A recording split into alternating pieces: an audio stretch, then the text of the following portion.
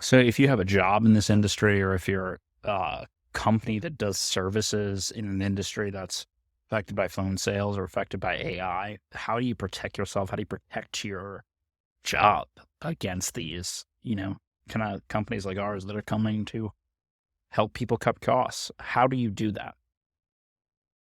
And I think the thing that we come to is a premium on your personality and on your creativity, because that is the one thing that the AI can't do.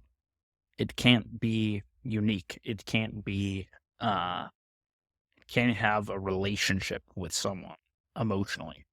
So what you guys really need to focus on in your businesses, in your professional relationships, is doing good stuff for other people. It's being reliable. It's hard. It's working hard. It's executing. It's meeting Yeah. expectations.